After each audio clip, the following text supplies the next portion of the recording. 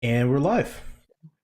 Hello, everybody. I have finished dinner. I swear I made it on time. Let it be known. Welcome everybody to Splat Chat, the third episode here. I am joined by three people. First of all, I'm Keon. Falco, he is also with us, very local Splatoon tourney admin. Nito, who is wearing an awesome hat, and also I believe in Nebraska sports apologist, and Dark, who is unfortunately consumed by the PNG tuber void himself, Who's is on Nito? that fourth slot. First of all, how are we all doing, everybody? We're doing good. We've the last 48, 72 Yeah. hours of Splatoon. I don't think anybody can put it into words how exciting it's been so far, Keon. It's kind of crazy. It's kind of crazy. Dark's just giggling over there, which is just throwing me off every time. but yeah, no. I mean, everybody was so. The best part is we were sitting here a couple days ago.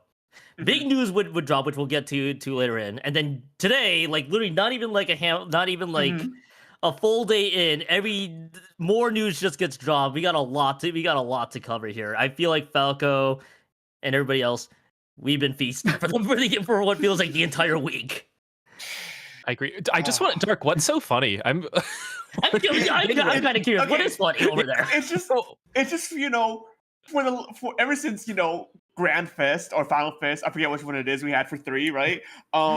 We've just been kind of writing out a lot of like what was left for us, and not to say that's necessarily a bad thing, the content has to end at some point, so we all were like most of us were like already like settled, like, okay, this is the rest of the game state's gonna be like, and we're just like ready to just like ride this out until the potential 4th game later, and then on a random Tuesday in June, they not only dropped the spin-off game announcement, but they dropped a giant patch 2 days later. It's like no one could have seen that coming. But that's the thing. It wasn't just any Tuesday. It was the same day, actually, that the teaser trailer for Splatoon came out. So they're clearly onto something. And if that something isn't, I'm going to post it over at about 8 o'clock on a Tuesday morning because Nito's probably done running. Then I don't get it. But then I saw that, and then I actually get it. Yeah, with all the news that came out, I honestly forgot about Splatoon Raiders. Of course, I'm excited for it. It's going to be a Nintendo Switch 2 exclusive, I believe. But just with everything, I feel like it got a little bit overshadowed with all of the news, all the updates to Splatoon 3.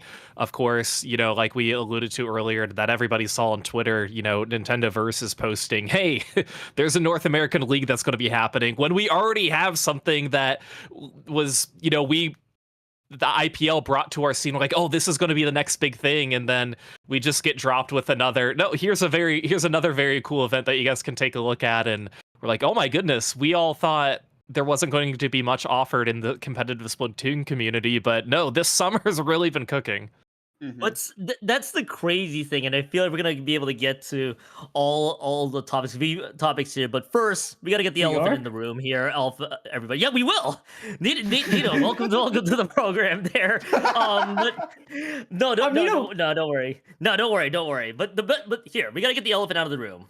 June 5th, I got the month right, was the Nintendo Switch 2 launch. That's right. And the Switch 2 has been launched back in June 5th. And of course, everybody decided, the crazy people out there, I think I decided to put Splatoon 3 on their Switch 2, and I feel like one of the biggest discussions that people have had is if it offered a genuine competitive advantage. And my quick 2 cents and here is not particularly. That's kind of my read. I'm not sure what you guys think. Well, I think it kind of depends. Or Nito, I want your opinion first. Right. So, like, I've actually done this. I've actually watched the video that released today, this morning, I believe, from Nintendo Life about the change in resolution between both of these, between the Switch 2 and the Switch 1. Proud to say that neither one runs like a YouTube video from 2005, so we're at least in a good start there. But the other thing I want to point out is that with competitive Splatoon, it's a noticeable difference, but only because you're having to look at so many things in a short amount of time. So you do notice that the gameplay is just a little bit more smooth on the Switch 2, which I mean it is due to all the performance upgrades that the Switch 2 will have over the Switch 1. I've heard some people compare it to the same performance that an Xbox Series S would have. So pretty big stuff there, especially for a portable console. The resolution's better. My only concern with this, and you guys might actually understand what I'm talking about here, is that it really depends on what monitor you're playing because most of them will support 60 FPS gameplay. Not all of them is going to support 4K, and I think that's where that aspect of it being a difference, but not that big of a difference, is just not. It's there certainly is a difference, but as far as whether or not it'll affect competitive Splatoon, I'm just not sure yet. Yeah, I think too. There's you have to separate the difference between Splatoon 2 or Splatoon 3 on the Switch 2 prior to 10.0.0 versus after 10.0.0 because there is a big difference. For example, the video that we saw earlier that Dio posted on Twitter a few days ago, squid rolling not in ink, you can't do that anymore. That was patched out. So you can't do that anymore. So that's one of the changes that was, obviously different. But there are quite a few enhancements within the game. As somebody who actually has a Switch 2 and Splatoon 3 on it, I feel like I do feel the difference. Now, I am using a Switch 2 Pro controller when I play. Can you see? Oh, okay, there we go. Can you see it? Which I obviously looks very similar to the regular Pro controller, but there are actually two buttons on the back here that you can map you can map any button to. So what I did today was I mapped the Booyah button to it because I don't like playing and then I have to Booyah. Let me move my left thumb or my right thumb all the way down here. So now I can just use my middle finger, left or right middle finger in the back and press it. But it just feels way smoother. And to what Nita was alluding to earlier too, with the updated frame rate, potentially, I don't know. I think the game, no matter where you're playing, it still will run in only 60 FPS. If I'm wrong, somebody please correct me. I don't think it's 120 quite yet, even though the Switch 2 can handle it. But Nito, you did mention 4K. I don't think there's necessarily going to be a big difference between somebody playing in 1080 versus 4K. Right. Unless you're playing on like an 85-inch television, maybe. But most of us gamers have, a 24 to 32-inch monitor that we're playing on. So I don't think we're really going to notice a difference. But as far as the 10.0 update, I definitely do feel a big difference playing the game. And not to mention some other things that aren't even involved in the game, but like the lobby and the news, for instance, that actually runs at a smoother frame rate. Does that matter? No, it really doesn't matter, but it still looks really cool. So overall, I think this is a much needed update that was received very well throughout the community. Yeah, I think the big thing about the 10.0 update, as well as just being the game being on the Switch 2, is just the fact that it just smoothed out a lot of the not necessarily rough edges of the game, but just some of the more just like maybe just like bumpier segments of the game that like people like you notice it, but it's not that big of a deal that you're really gonna be like upset about like some of the choppy frame rate on like some of the just minor details of the game. But I think the big thing as well that I think some people aren't like really understanding in terms of like if the Switch is going to give a competitive advantage for the game is the fact that this is a cross-generational game. They have to make sure that this game runs similarly enough between the two consoles because you'll be playing with people who have the Switch 1 and who are playing the Switch 2 with each other. So there can't be that much of a large difference, even though the Switch 2 can fully run the game at like maybe 120 FPS on a higher resolution without any issue. But they can't do that because that's a lot more of an information to give to people, and it gives that edge and that advantage to people who are running on the Switch 2. And in that case, it's like, oh, I'm running on the Switch 1. What can I do? Nothing about it. Oh, I guess I just gotta take the L and just hope that I could maybe afford the Switch 2 eventually. But I mean, now a thought that crossed my mind for the most part is if you're playing on the Switch too, when like all the Switch when you're playing a multiplayer game anyway, when they have to basically connect with each other regardless, because at that point you're having to deal with latency in general though, and that's kind of what my thought is like I don't know if there's a true competitive advantage. I mean, if you're like if you play it at a faster frames, it doesn't. Sure, it looks smoother, but I don't know if that really is that big of a deal when Mhm. you're playing on your Switch One. I'm not sure what you guys think. I don't think like it's because of the fact that you're bound to have Switch One players in your lobby, and all the information has to be synced up. The Switch Two can't push the game to the highest capacity that it could go. It genuinely can't if they want to keep just like a lot of consistency between the two consoles. I will say I do feel like there is less input lag using the Mhm. Switch 2 Yes. Switch 2 Pro controller. And again, I don't have the experience of playing this on a Switch 1, so I'm, it could be a placebo effect of, oh, this is the new thing. I think it's better. I don't know for sure. I haven't really compared them, but playing this on a Switch 2 Pro controller on the Switch 2 after the 10.0 update, it feels very smooth. Now, that could very well be the case for anybody playing on a Switch 1 using a regular Pro controller, but I, unfortunately haven't done that comparison. And I know there have been some graphics that have gone around comparing I don't know if it was the input lag or something, but it basically compared if you're using all the combinations of controllers and switches that can be played. And again, this was prior to the 10.0 update, but it feels very comfortable. I'll just say that. There is a post on Blue Sky, one by I don't even know how to pronounce that name. COXXS.mo, which sounds about right in terms of spelling, but in terms of pronunciation, we'll just move on to the input lag. So, the input lag test that they did, there is a noticeable difference in input lag, but it's just by about 5. Usually, it's a difference of about a few milliseconds, something you generally won't notice in competitive Splatoon. And it, I know it's input lag is very noticeable depending on what monitor you use, and especially what like controller you use, which is something that almost forgot about. But the thing about it is that the input lag, or at least the difference in input lag, doesn't seem like it's great enough to where I'm a Switch One player. I still have this old dinosaur from 2017, near launch day. Still works. It gets me from point A to point 8.5, but it does just fine. And there's also something notable about the latest update is that Nintendo has decided to remove some of the background elements from the matches to enhance the performance.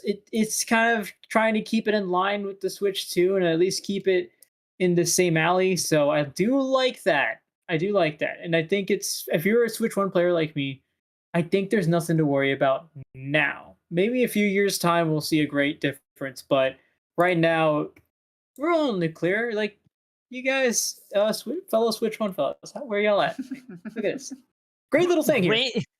Granted, Nito, I'm sure a few years down the line, Splatoon 4 in theory would probably be coming on. Then we'd be talking about a whole different ball game, though. So I'm kind of with you on that. It may not be an actual problem overall. Now I think Dart, real quickly, did you own a Switch? Do you own a Switch 2 at all? Just No, kind of I'm curious. still on my Okay. Switch One OLED. So the reason why I asked Yes! because my What Switch 2, yeah, nice. My Switch 2 is currently docked. It's actually on the right. It's actually on the right side of my desk right now. So basically, and Falco is the one that's one upping me here with the Pro controller. How does I got the it Pro yesterday. controller? You gotta. How does the? Yeah. How does it feel, or what was your question? Yeah. How does it feel, and how does it feel with, like using it in general though? Yeah, For so the Splatoon 3? analog sticks I think are smoother. Like you can't hear anything. You because on a regular Pro controller you can hear like the clanking. You can't hear anything when you do this. Example.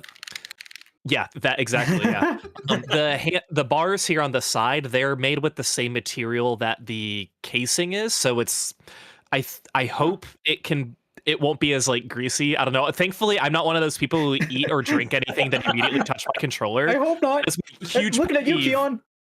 No shade to Keon. I'm not eating Doritos and chicken wings and then picking up my controller though. So, and if you do that, you're not allowed to touch any of my controllers. But I mean, the weight is the same because I asked Cactus this when he got his Pro controller, and he said it's actually a little bit lighter, but you can't really tell. But I mean, the dimensions of the controller are the exact same.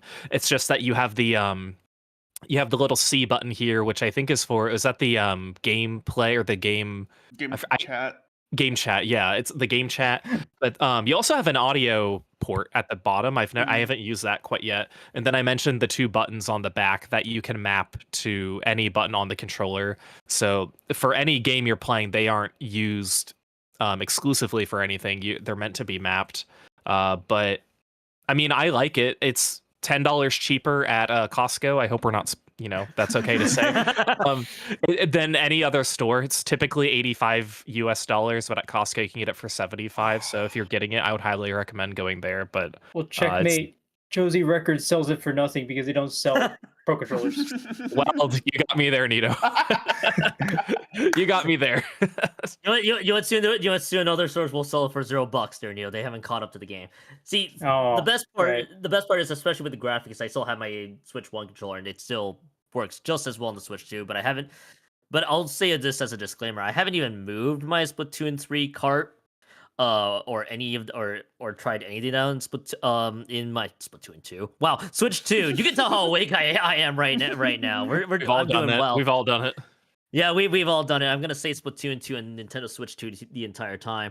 Yeah, I haven't moved most of it yet to my Switch 2. And for full disclosure, it's because eventually some of you guys are gonna be going to LANs here, and full well that there'll be the inevitable discussion that will probably appear in social media or anywhere else. Like, can we use our Switch 2 to play on LANs? And that's just going to be the big discussion point here too. And that's the reason, which by the way, that's the reason why it's still my Switch 1, because I want to make sure everything is intact. But I know one of the big topics that was talked about when the Switch 2 and Splatoon was getting closer and closer to release was, can we play the Switch 2 on LANs at all? And I think, what is the LAN coming up? Gommel, coming up in July, is going to be the first, I think, correct me if I'm wrong, the first big LAN that will be put to the that was originally being put to the test. And they just posted here in the courtesy of the Splat LANs, they decided against allowing the usage for the Switch 2. I don't blame any TO in any situation that don't want to use it, because for those who don't know, like that.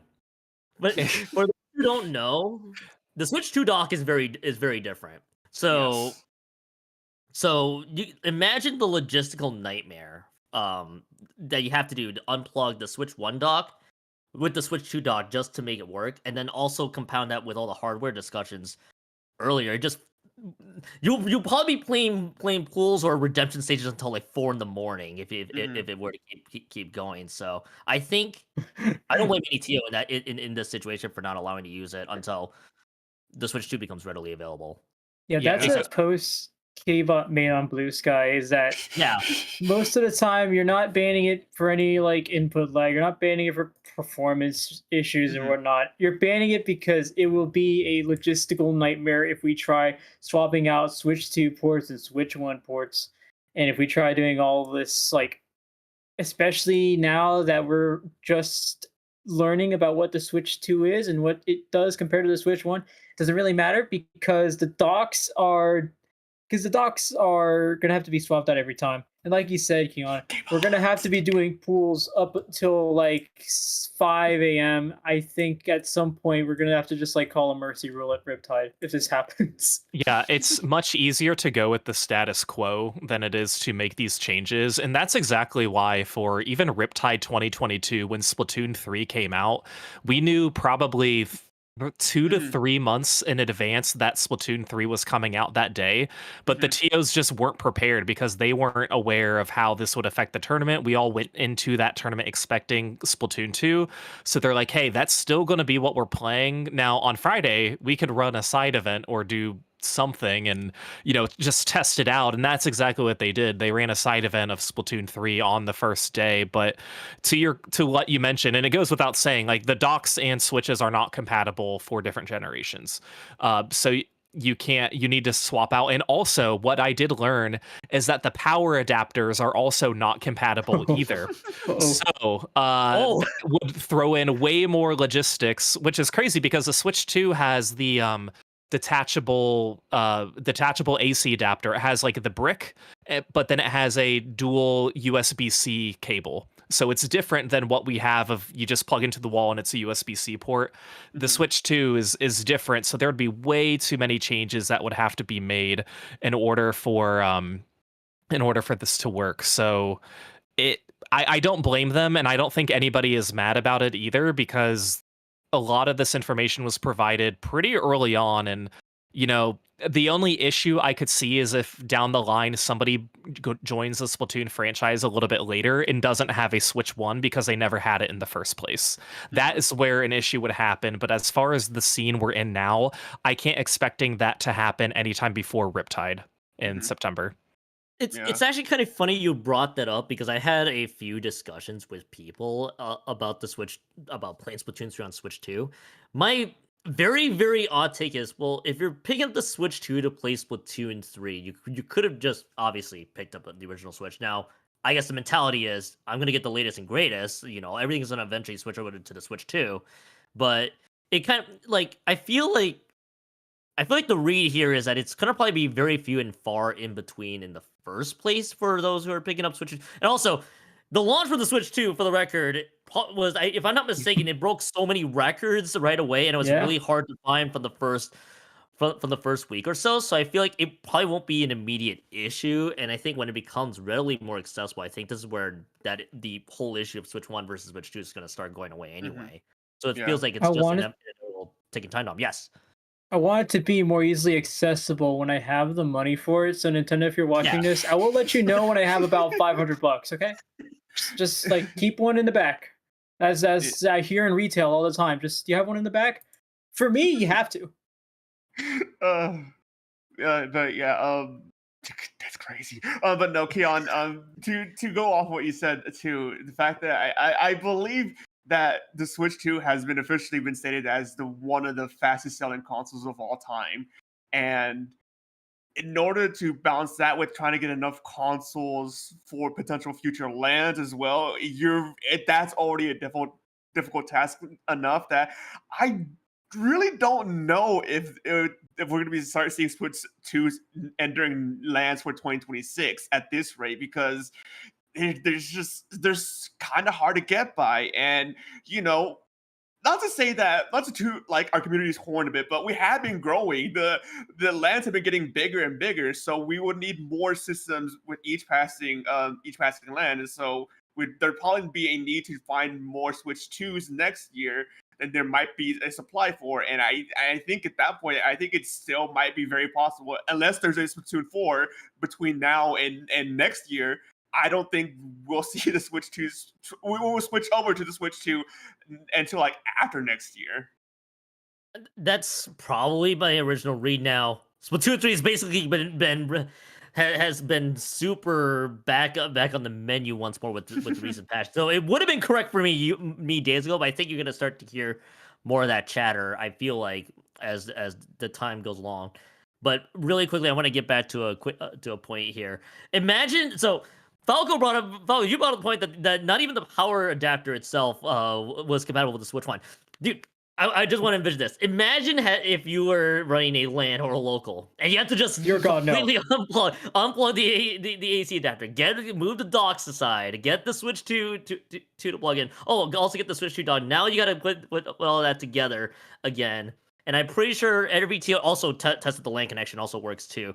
And you can, and I now that you mentioned the power break, now it changes my estimate. It would go from 2 a.m. to probably 6 a.m. the next day. I don't think anybody wants to deal with staying in the venue for that long.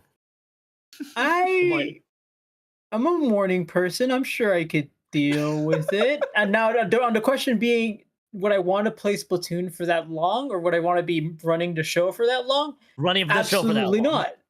Absolutely not. Now, am I trying to make a point with this? No, I'm just trying to say I'm a morning person and brag. Yeah. You know what? That's for yes. Go ahead. Yeah, I don't know. It's crazy because I feel like all of this would be solved if our game information was saved on a cartridge rather than a console. Assuming you could get enough Switch 2s, and typically for LANs, the docks and a lot of the monitors are either like donated or rented out. You know, us players, we don't really have to bring those. And honestly, for the last few LANs, we haven't even had to bring our own headsets. Like at MomoCon, they had all the headsets provided. It's just a structure of how these games work, and it's a Splatoon exclusive thing. For Smash, nobody needs to. I mean, the Switch is different, but for retro console gaming, you just the GameCube is always there. Melee is always in the disc. You're not bringing around your copy of Melee and putting it in.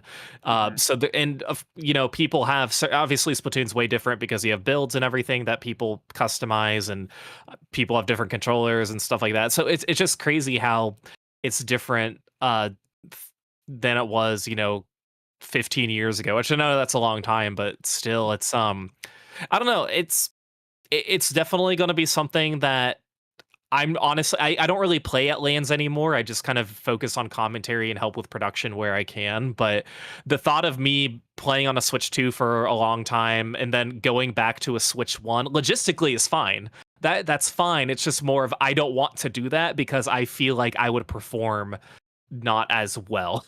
But again, I don't have to worry about that. But that's just I'm trying to think like a comp player would if they were to have to quote unquote downgrade playing their Switch. And again, logistically, it's fine. It's literally if you have the cartridge, you don't have to do anything other than put it in your first Switch. That's all you have to do. But if you have the virtual card or you bought it online, then that's where it gets a little bit trickier, making sure you have it loaded and everything. But just remember, if you have a physical copy of Splatoon 3, this change is super easy to make going back to a Switch 1. Mm-hmm. It makes me feel happy that I have a physical copy of Splatoon 3. Me too, I know. For sure. It's funny because I actually am going to be competing for the first time in a long time for Splatoon. And Splatoon in general. So it's like that's part of the reason why I didn't want to deal with it quite yet, because I'm like, I'm gonna have to go back to playing to going on the Switch once. I may as well just stick to what I know. And I again, TOs the TOs that may be Kraken and Rays will probably be the one to determine that. Where they'll be like, we're probably not even gonna lean towards the Switch 2 anyway. At least that's my current read on that. Why don't we just run Splatoon on Roblox? I don't get it. You know what? I think that's another question for another time. So yeah, but yeah, I think we all came to this one. But we have seen so much content drop here as well in Splatoon 3 this week. 10.0.0 has been announced. Now, Elephant in the Room. It's cool to see a new Splatoon spinoff here in Switch 2 land. I love that there's an exclusive spinoff. You mean to tell me that third kits exist? They're actually real? Third kits are real, guys? And Silk Song tomorrow. Not only third kits, we got 30 new kits last night. I think that's the single most addition of any update in Splatoon franchise history. 30. Yeah. No. So yeah, Dark. I mean, that's crazy. It just blows it out of the water. The last, I think the last, quote unquote, big weapon drop we had was either back in 2 with the Tony Kensa collection or back in Splatoon 1 with the Sheldon Selects. But even then, those numbers aren't this is 2 collections dropping on a single patch. So it shadows both of those regardless of how those were dropped. That's 30 weapons. Sure. The main weapon itself has already been in the game, which is something we're all familiar with after the hundreds and hundreds of hours we put in this game. But the special and sub-weapon combination of these weapons, it really shakes up a lot of things. 3 or 4 weapons, new weapons shakes up a lot of things. 30 just shotguns, whatever, any ideology you have about the game already. I want to talk more about the weapons. I think we all want to talk about the weapons as soon as we can. But before we get to that point, can we talk about that Splatoon 3 decided to also drop Urchin Underpass as a playable map? Yes! In Splatoon 3? if I remember right, this is going back to Splatoon 1, Yes. if I'm not Yes. mistaken, the Urchin Underpass. You What mean is this isn't from Mario Kart? What this is from Mario Kart battle mode. What? Stop this. I cannot believe Urchin Underpass is back, and as the as probably Beautiful. like the one person who's played Urchin Underpass many years ago, part of me is a little mixed about it. No, I haven't booted up the game yet to try it out, but it's back. It's beautiful. It's as beautiful as it was the day I lost it, and so nice seeing myself go back into spawn. The one thing I do miss, and the one thing one of us has to mention at some point, is that the left side, there was like a little left flank route on Rainmaker, and now I only played it last night and during the Rainmaker rotation, and I didn't see it there. Where'd it go? Where'd it go? I'm gonna be honest. The last time I played that map was 8 years ago when I still had the Splatoon 1 on the Wii U. I don't remember anything about the original layout, so I really have no frame of reference as to like don't get me wrong, I put in a lot of hours in the original Splatoon game, right? It's been 8 years. I need you to know 8 years is long enough for you to forget most That's things more about than a map. 7. It's fair. Now, has anybody even played Splatoon 1 other than Dark and myself? Yes. Falco, you played Splatoon? I Wait, played it retroactively after purchasing Splatoon 2, but I can't say Urchin Underpass leaves the same the same nostalgia that it does for you all. So I'll let you have this moment. You know, I from my limited knowledge, I mentioned Drinking it in. It's so this is Pika going through and just kind of running through the map. I think this is a Rainmaker rotation. I played Rainmaker and Tower on this mode last night and a little bit today. But I mean, from my initial reaction, it just kind of feels like the Reef and kind of feels like Blackbelly with all the walls. And I'm not a big fan because I think it took all the negative traits from those stages. But it's I could grow into it, but for me, I'm just like, if other people are happy, that's good. But I honestly don't see it coming in competitive anytime soon. But I'm not a TO. I don't make those decisions. That's just my initial reaction. I like that it's wider than 3 feet. I have heard it's I bigger. I have heard it's bigger. I actually do kind of get your comparison with Reef, and that one's actually a map I remember for all the wrong reasons from Splatoon 2. So take that as you will. By the way, full fun fact, that means Salt Spray Rig is the only Splatoon 1 map that has yet to be redone basically in Splatoon 2 or Splatoon 3. I don't think it's going to be coming back, right? But I'll let myself hope on that. But yeah, that's not a new map. I'm sure people will have their own opinions. We'll probably start forming their own opinions within the next week or so. But we'll probably see that map come back sooner. But real quick, so now we got to talk about the elephant in the room. Everybody's been talking about the 30 new weapons here. And by the way, full disclosure, I didn't even check most of the weapons here because I was so busy the past couple of days. So I'm like, okay, let me just read it up here. There's 2 collections apparently. That's good to know. The Barazushi collection and the Embers collection is on the other side. Can someone catch me up to speed? Is that just like a cosmetic? Is that just like cosmetic or a naming thing, or is it just like?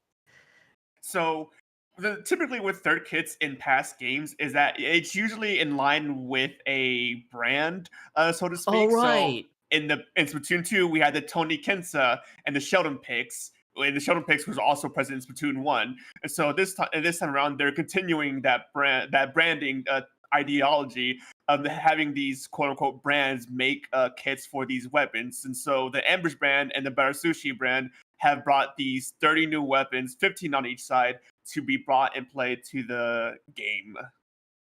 Yeah, and I mean, obviously it's going to be hard we're all commentators, but it's going to be hard for us to remember all the combinations. But just off the top of my head, all of the Embers weapons, they all end in the word Z. Yes. the first word of each end in the word Z. However, they're all different colors, glamours, claws, glitters, gleams, stars, planets. You can't remember these, but the Barazushi, they all have the like a three letter acronym dash another letter.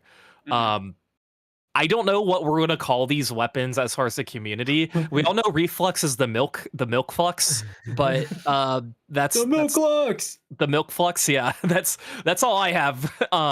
Which I know there's people like Hammy in the Wall, who we all know is a lovely commentator, who's very excited about that. Or we've kind of been shoving it down his throat, like, look, you got a new reflux here you go. So I like to call Hammy the #1 best Pop Gun impersonator. You're Pop never Gun's gonna a live close that one second, down, though. Hammy. You're never gonna live that one down, Hammy. It reminds me of a time Robert Downey Jr. showed up to a Robert Downey Jr. lookalike competition and got second. Oh my gosh. I remember Adele did that with an Adele like singing one as well. Like, oh, you kind of look like her. And she's like, okay. So how are we? Sorry to get back to it, but how are we doing this? Are we gonna try to look at all the 30 weapons, see what our takes are on the board here, just see what the kits are? What are we let's thinking get here? get through the let's get through the Come rest on. of the patch, and then let's like start rating stuff. Yeah. let's Get the gauntlet. Producer brought up a good point there. Shouts to CKK. Let's take a look at the rest of the patch. We will look at the rest of the weapons. We'll bookmark that for a future time, because I've been trying to weapons. We had some other major changes there too. S-Blast, I had a few nerfs there. Toxic Mist. Oops. You can make the noise all again. The sub weapon Toxic Mist getting some changes there, reducing the amount of ink consumed. You also have the increased amount of times it takes for the ink to begin recovering.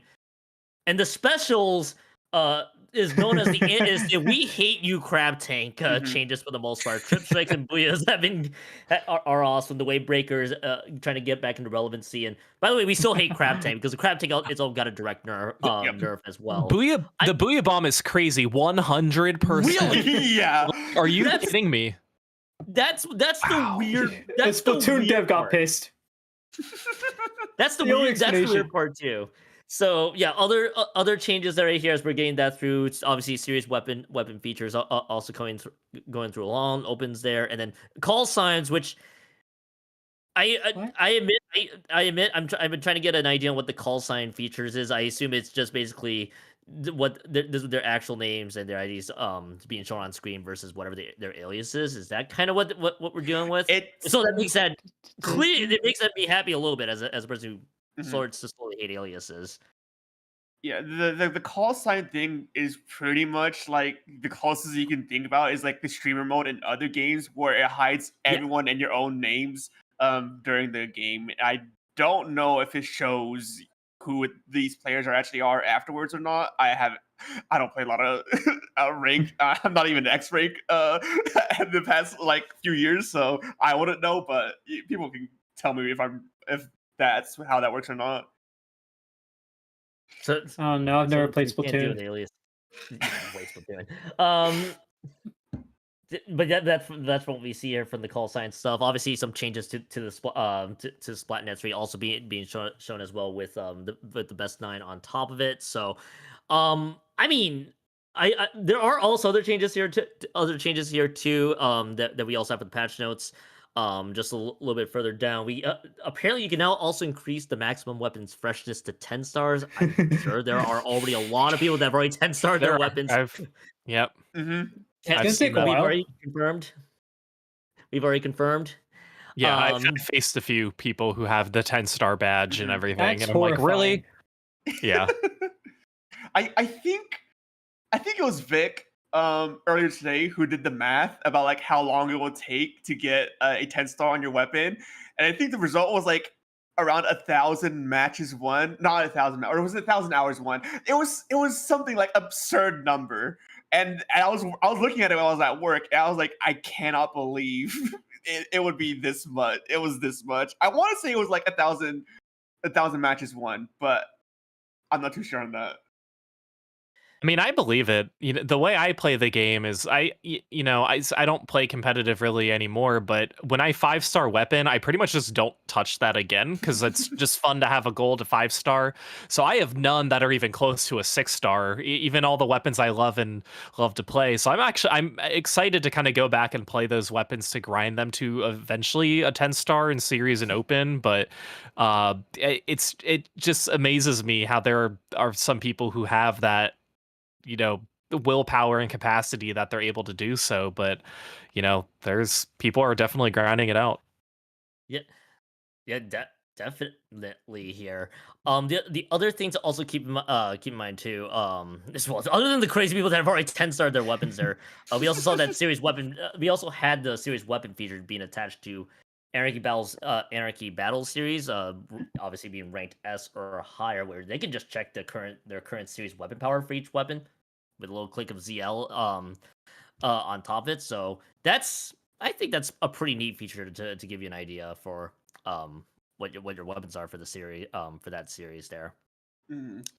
Mm-hmm. That's kind of that's to me is really interesting for the most part. Bring my weapons. What do you? He wants to see the weapons. Yeah. Do you want to see the weapons? Yes. I don't blame you, Nito, because we do need to talk about the weapons there. And I'm sure we'll get back to some of the patch notes as well, especially with the Splat changes for the poor Splat and the people who ate Kuya Bomb. Different, different story. Okay, Come on. we gotta start here. I guess we can go from top to bottom here. We got the third kit for the Splash, which was what the Toxic Mist and the Ink Storm. So Splash itself is already inherently a great painting weapon, but I'm also not sure how to feel about Inkstorm being its special. I will tell you, it's the best weapon to get missed. Really? That's all I'm gonna say. That's all I'm gonna say. I think this is one of our first support Splash-O-Matics that we've seen in the franchise, just based on its sub and the special. I feel like Neo Splash is a close second. Or in fact, it might actually be first. Splash has always been a support weapon all around, though, hasn't it? We're gonna need to talk to FLC.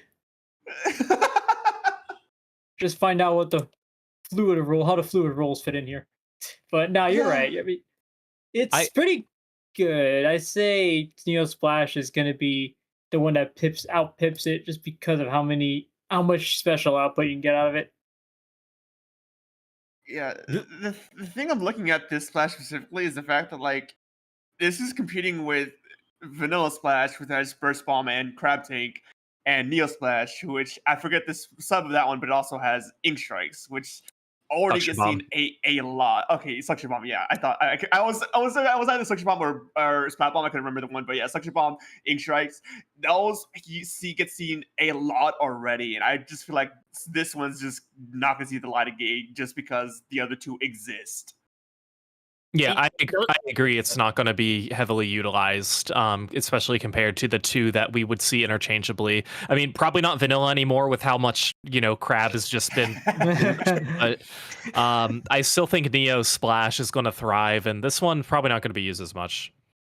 That's what I was wondering too, because I saw the Inkstorm being the special, and I mean, Crab Tank getting completely destroyed, smashed down to the ground, all the way down to the Earth's crater for the most part. I mean, even then, you could see that Vanilla Splash still make headway just for specific purposes. But I think this one's just really hard to beat the other two kits, as I think Dark and Falco, you mentioned. It's just really hard to see this see the light of day. Okay,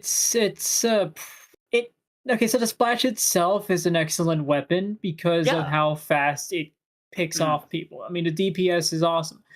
Toxic Mist and Inkstorm make it very tricky. I remember being the try one trick of Splatoon, or one of the try one tricks rather. But Toxic Mist and Inkstorm, those individually in the try kit makes it difficult to integrate in a full team comp because of you're playing a try, but you also have Toxic Mist. So really, what you're using Toxic Mist for is throwing it from long range, try to help a teammate out. But you also have a try. You want to be up close, so a Splash-O-Matic Gecko with Toxic Mist and Inkstorm, it's conflicted on what it wants to be.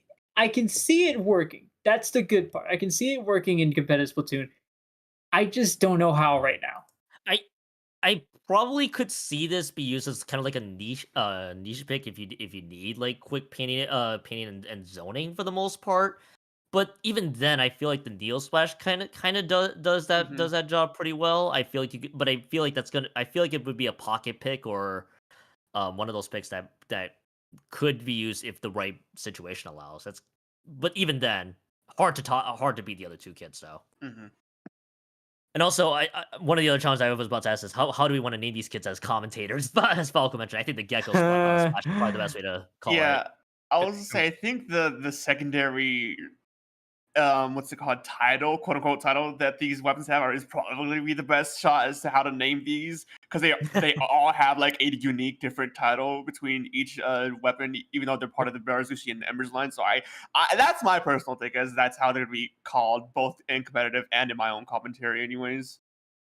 So what's up, real quickly, what's up, Falco? Were you gonna chime in on something about the Gecko Splash, or was I going crazy? Because I think I was noted. What are you gonna end up calling it? The Gecko Splash? Oh, no, I was just acknowledging. Yeah, it's going to be difficult for us to come up with names, especially with the names being at the end of the word. I feel like it's typically easier when the adjective is at the beginning, but yeah, that's fair. Yeah, this makes it a little bit harder for us. Also, I realized too, if we if we take this long to go through all 30 weapons, we're going to probably be here for a couple hours. Can I propose that we go down the line and just kind of do a yay or nay for the weapons, and then we if we disagree, then we talk about it for a little bit. I'm just trying.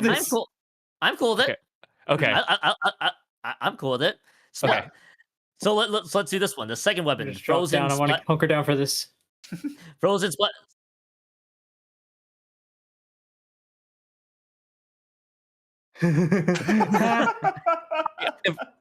So our producer is having all the Blink twice if you're okay. That mouse is slowly dying. Mouse is slowly dying. So we're gonna do our best here real quick to get through the weapons. Which thank you Falco. Splash Art Pro, one with Splat Bomb and 10 of missiles. Huge yay. That is a huge yay. Yes. Oh yeah. Yes. Also first, I think shooter weapon that got missiles in Splatoon 2, if I'm not mistaken. Anyway, so welcome back, K Shot. This is gonna, or K Pro. This gives me very much K Pro or K Shot, depending on what you know. I was thinking Splat Bombs for K Pro, but you're right, K Shot with the missiles. That is, I think, this is a top 3 for me from the new weapons. Oh yeah, probably the best pro weapon here too. So I think we all unanimously agree with this one. Yes.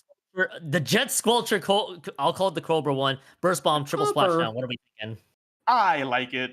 Yeah, I like it.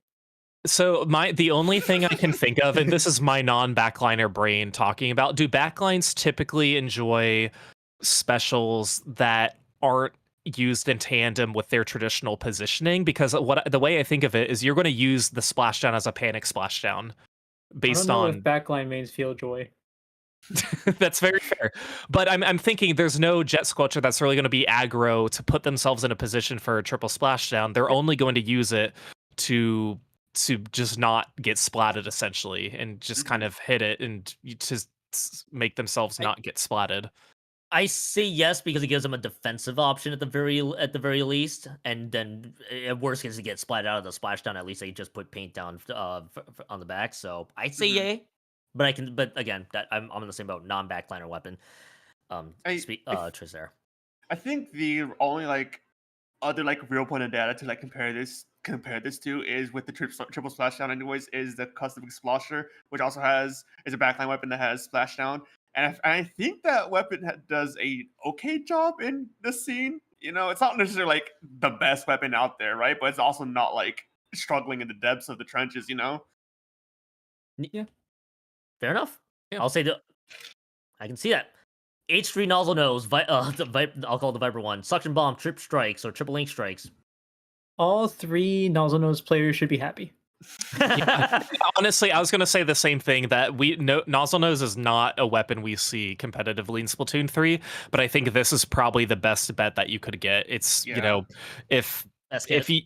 it's the best kit for it, but at the same time, if you're So already hard to playing tell. like a Ten Attack or a Neo Splash, it just depends on how you want to play the game, but they're essentially the same thing. Mm-hmm. Yep.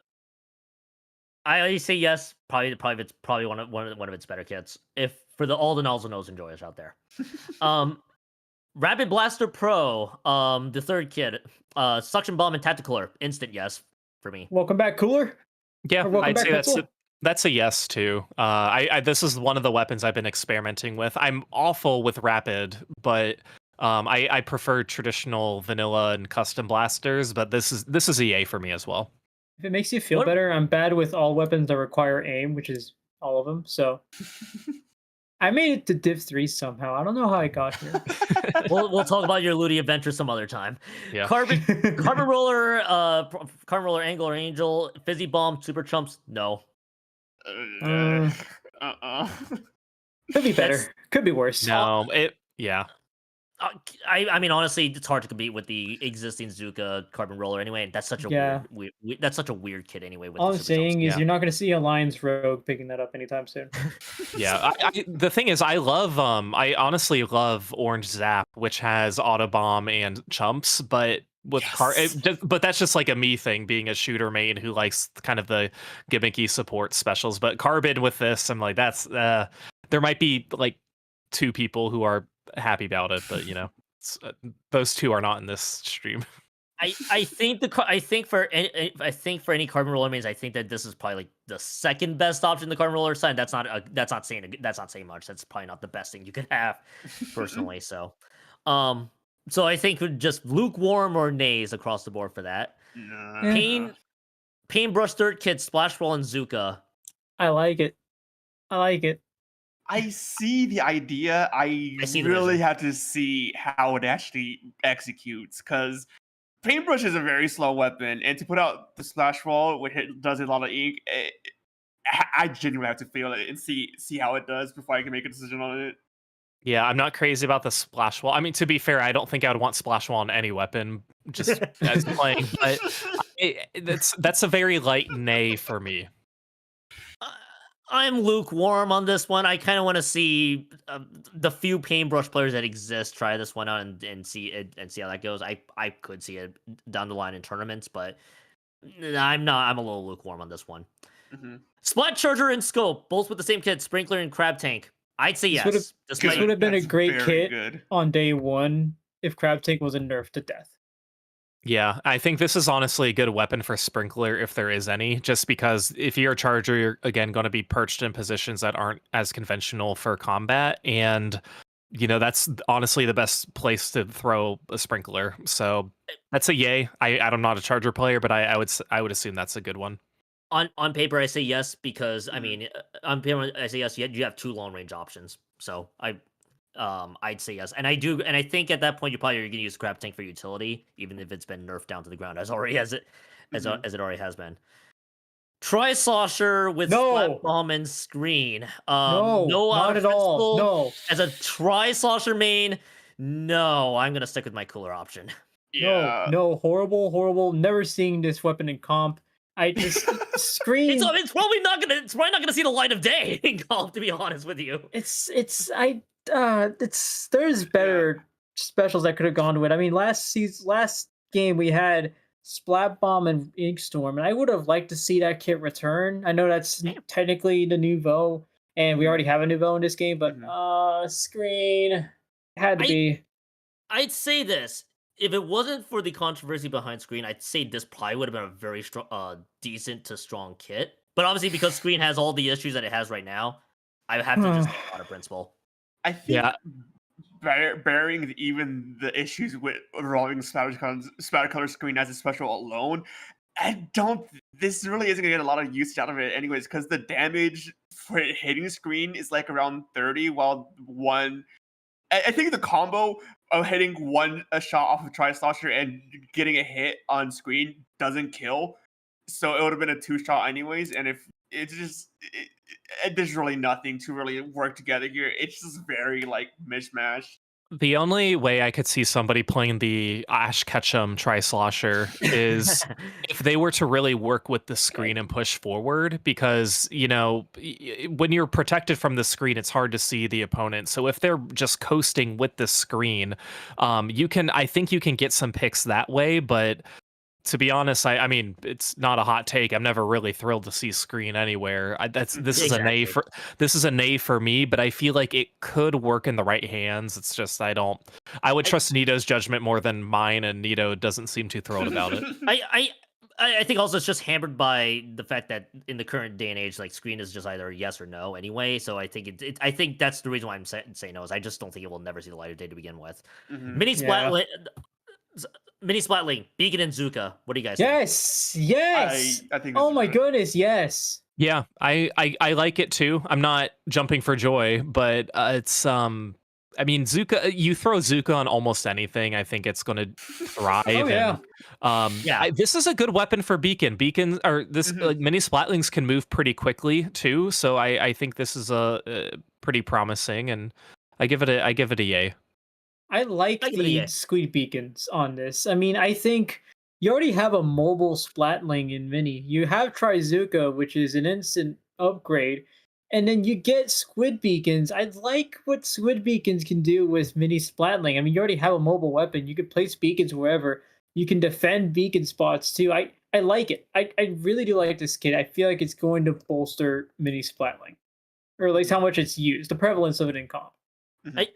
I think Mini Splatling will get some airtime here, along with the Zimmy that we've seen before. So I think that's just a great option. That's my read on that. Dabble dualies with Splat Bomb and Whale.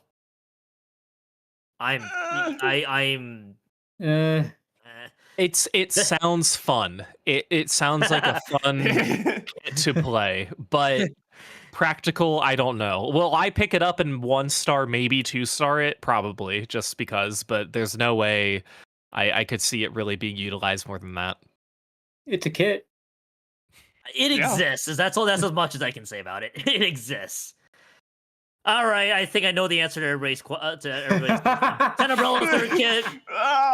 Ten Umbrella third kit. No. What are you thinking, Falco? Are we just moving right along? The only thing I would say is if for some reason Shadowwind breaks it out during comp, me and the rest of chat will freak out on any tournament that he's playing in with Moonlight. So, but there's no one else who's going to be touching that weapon. If just looking at it makes me cry. If Shadowwind plays this, I think then you'll have some truthers that suddenly will say, "I told you so."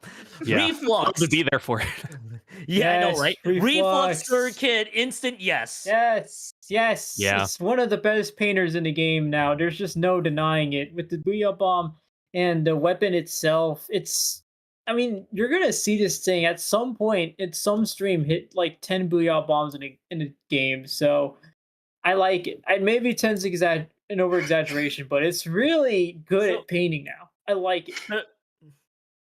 Sorry to interrupt. I've been told we have the exact reaction to Shadow's reaction to Ten Umbrella, and I'm not sure if anybody saw the actual reaction to it, but it is pretty comical to say the least. It is basically, again, you just have to watch the video or check on Twitter for that one. It's basically just Shadow just being very upset. Something tells me he's not going to pick it up anytime soon. And no, absolutely not, absolutely not. But back to Reflux, yes. By the way. Yeah, with the combination torpedo, this is going to be spam to oblivion, and throwing the Booyah Bomb onto that. I don't look forward to facing players who want to heavily utilize this weapon. So it gets a yay for me, but like a sad yay, because I know we're going to be seeing it pretty often. The Milk Flux or the Milk Reflux, at least I'll have to remember saying those words together. The Rust Platana Wiper, Curling Bomb, and Zuka. I get the idea. Zuka's kind of an interesting choice. I'm not sure if I necessarily agree with it. I just think the Stamper Wiper is better. You know, like this is fine. It could be it's a B tier weapon, I would say, but you already have an A tier weapon that it's it's a mirror. So I'm trying to think like how anybody would use the weapon because you're gonna be up close, and Zuka with its jank kind of feels really awkward to use for your current play. So I gotta see it played. I don't. It it it it's an awkward kit. I just want to see what happens. I'm on the same boat. I think I know what they want to do, and I don't think it's necessarily a horrible kit. I just don't think it's a great kit either. I think we're meh, and we have to just see we'll have to see more out of that one. All right, moving right along to the arrow spray with the burst bomb splatter colored screen. If there's anyone who's ever excited about an Aerospray kit, then it's to you. But they just continue to be not it, you know. So yeah, if you're excited for the Aerospray, your nickname on Splatoon is Agent 3, and you have 8th grade homework due at 12 a.m. tonight, and you gotta go to bed early because you're going to miss school. So I'm sorry, my name is Woomy instead, and we'll be united today. Yeah. Two things. One, it has screen, so it will probably never see the light of day. And two, it's on an Aerospray. It will still never see the light of day on both fronts. This is a I would play one time during Splatfest, and then I was about to say. Never touch it again. Okay, so we'll say no to that. Glamour splatter shot with a burst bomb and Kraken Royale. I like it. The shots have had strong hits. I know. I like it. I played it yesterday. Does it bump this to the best, or is it like mid to, or is it second or third best? No, it's not the best quite yet. I mean, there's some heavy hitters in these new weapons. I will say though, Glamour Splatter Shot has lots of potential. I played it yesterday. I didn't know how I was gonna feel about Burst Bomb on Splatter Shot, and I noticed it was in an earlier game, so it's been a while. But I played it, and the more I played it, the more I was like, Burst Bomb works very well. I don't know how yet, but I know it can, and I'm not delusional. You can get a very quick kill with it, with a direct and then one shot, or an indirect and two shots of a burst bomb. But what I think this will thrive is the fact that you have Kraken. Once you come out of Kraken, you are in a position to be in immediate combat again. Because it's a splatter shot, so you can still put yourself kind of in danger a little bit. You don't have to go hide behind a wall while you get out of Kraken form. You can just engage in combat right away. So this gets a yay for me. I don't like using Kraken. I don't look forward to facing the players who use it, but I think this is overall very good kit. My take on this one is that I could probably see this being the best splatter shot kit down the line, but again, it's gonna be too early to tell. But that's gonna be my take for much more down the road. Claws 96 gal, angle shooter and tacticaler. I like it. I really like this weapon. And I know it's a controversial take, but I really like it. What do you like about it, Dark? I'm curious. Okay, I'm curious. So 96 is a slow firing weapon to begin with, but it has decent range. So already you're going to be at like relatively mid to long range with this weapon anyways. The thing that a lot of people know about 96 as well as 52 gal to an extent, as well as that has horrible accuracy, right? So that angle shooter with the 96 is going to be, I think, works very nicely to pick up any splats that you might have that you just can't really rely on your RNG, and you really need that just like, I need this guy gone now moment. And then Tacticaler, I think, isn't necessarily the best, but it's also not the worst special you could get either, because you're going to be spending a lot of time, like, as a long range weapon, you spend a lot of time in the back painting, so you're going to have a decent chance of Tacticaler output. To be fair, I haven't looked at points of special to this weapon yet, so I don't know if it's actually a high or low point of special for Tacticaler, but I personally like this from my initial viewings. It's kind of an odd. It's basically how I feel about the Splatana Wiper. It's kind of an odd ball of a kit per se. Mm-hmm. I would probably need to see it be used in the right hands for my judgment to be changed. I'm kind of leaning towards a tiny bit nay. Also meh for the most part. Angle shooter. I personally haven't played it, but from the people who have played it, I've heard it's a high skill curve. There Oh is yeah. some reward to it. I've seen Mhm. it being used in the right hands, and it's a very high reward, but it's not going to be immediately picked up, and you're certainly not going to see it anytime within the next 6 months. So I think down the line you will see it more probably, but now it's going to be the rapid you see more than this one if it had to be between these two. I That's kind of my read on that. L3 also knows again. Yeah, L3 also knows. Sorry, I gotta go on that one real quick. The nozzle nose enjoyers might find this kit fun. I just don't know if my nozzle nose enjoyers that much. So I'll say yes on paper.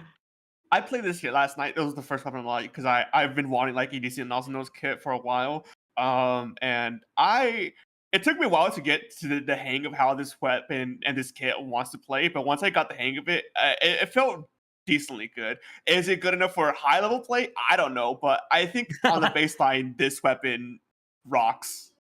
Yeah, we don't really have a prominent inkjet weapon quite yet, and I don't think this is the weapon that it's going to be utilized because again, we just don't see nozzle nose anywhere. Of course, you throw a splat bomb on nobody's going to complain about splat bomb being a sub. So that it has that going for it. I think overall, like this kit, and then we mentioned the H3 Viper. Which is also a good kit. Like they're good. Is it going to be enough to bring nozzle nose into competitive? I don't think so, but this still gets a yay for me. I'll say I'll say yay on paper for that. I think the kit itself, if you look at it on paper, it's gonna be solid. Blaster, I have to say something. My mouse works again. I had a surprise for you guys. I'm so sorry. I'm so sorry. I finally figured it out. I've been struggling with it. I had this entire thing set up for you guys. Wait, let me share. I'm so sorry. Wait, okay.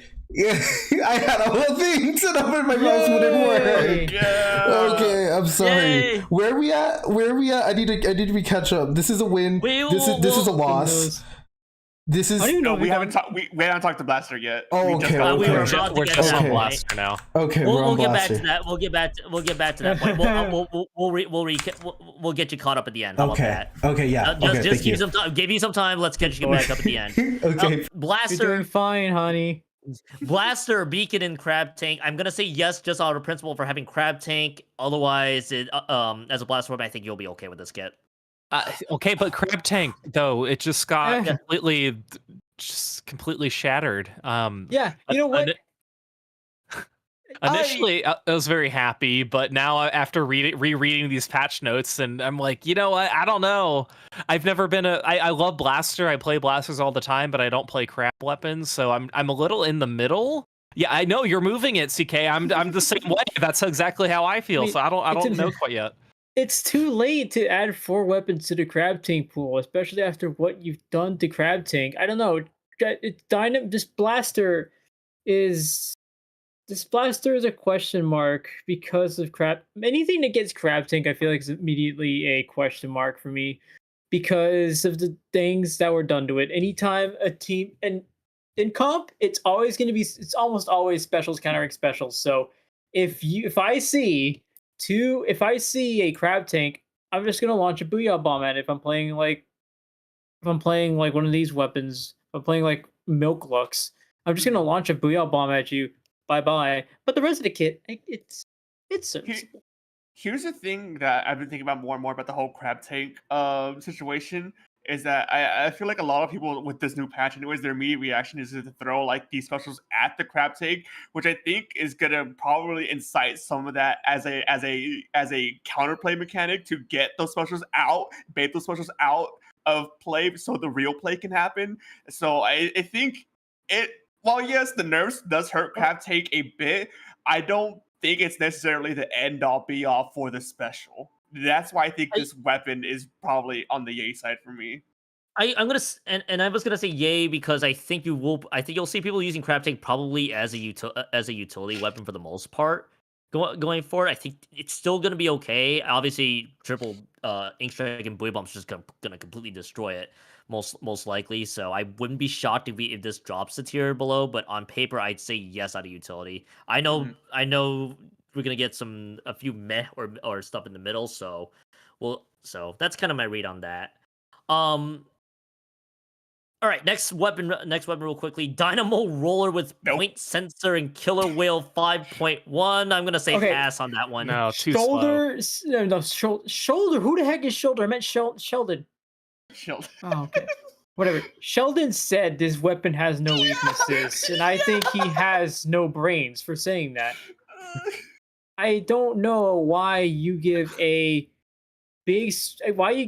roller point sensor and killer whale. Like, I don't know what it's supposed to do now. Is it an anchor? Do I just sit back? Is it a utility weapon? Do I just throw out point sensors and hope to God my solo queue teammates are paying attention? It's echolocator if it was a roller. That's what I'm getting at here. You know what you do with this weapon?